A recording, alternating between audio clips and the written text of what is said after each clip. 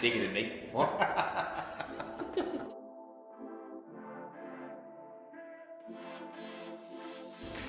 So the goal pre-injury for me was a 200 kilo deadlift.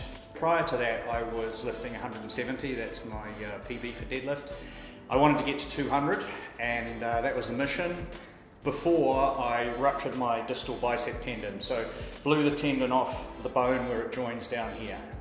And so, of course, after that, then I move into a headspace of having to deal with surgery and rehab, and any concepts of lifting heavy weight in the near future are completely gone. And so I had to switch my mindset really into one of being patient around initially rehab, and then slowly getting some strength back into the arm and into the shoulder as we move forward. And that's still a work in progress. So fitness is important for me.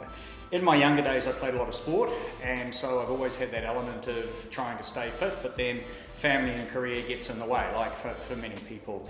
But I think it's important. In my pre-COVID world, I was traveling, international travel, up to 40 times a year. So I would spend 9 to 10 months of the year not here in Singapore.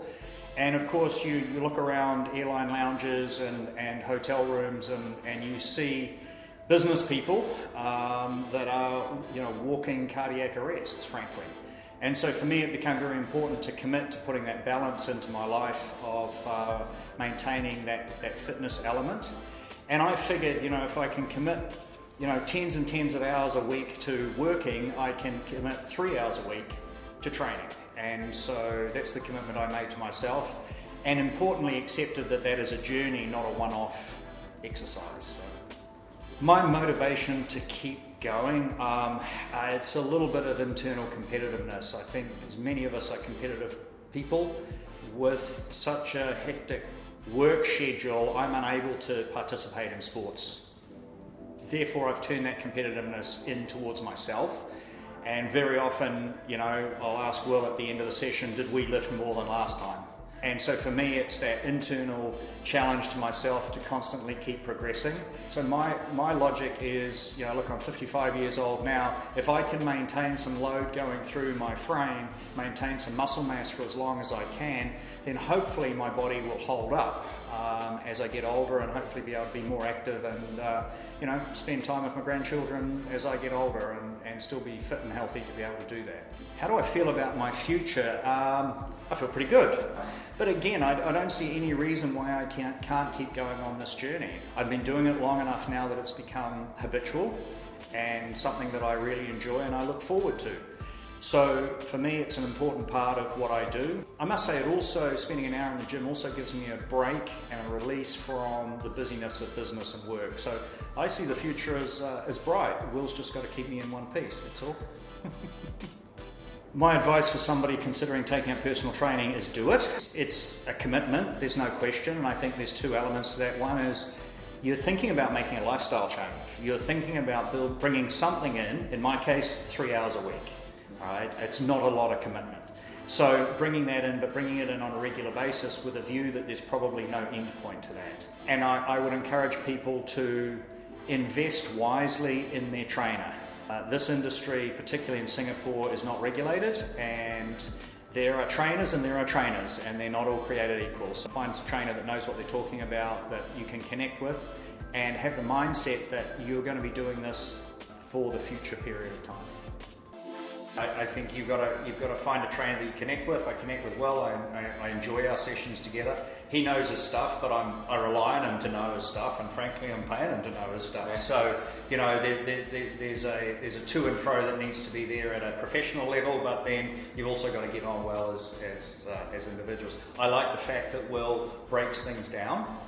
Because I can come in and, I said before, you've got to communicate here, but my communication may not be that accurate.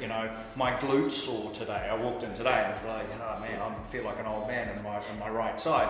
And he was able to pull that apart basically and go, okay, well that's this, and we work on that and I'm good. So I think that's something that you're good at, is to be able to break things down. Obviously dealing with someone in a position of Lance, it's massively important to understand that it's not always about pulling the trigger. exercise itself is an escape for many people, and especially in the environment that he's in, obviously flying here, there and everywhere, not sleeping very much, talk to the US at 2 in the morning. I'm fully aware that his job is his number one priority, as well as his wife, just to put it out there, obviously. But on the flip of it, his training needs to be progressive. So what we're looking for are there days where he'll come in and I know that he's ready to pull the trigger because he's had sleep, he's eaten properly.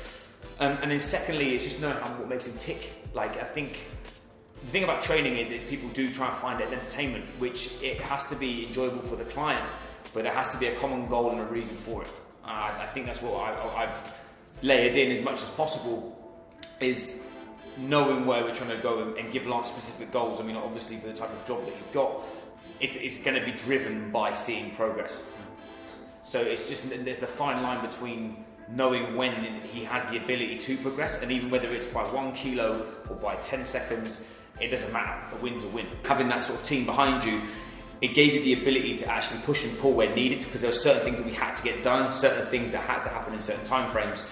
And people who know me, I like lifting heavy stuff, and I like speed and power, and I like someone to get as strong as possible. But there's no reason why we couldn't focus that in other ways with Lance, rather than just being a case of his grip strength.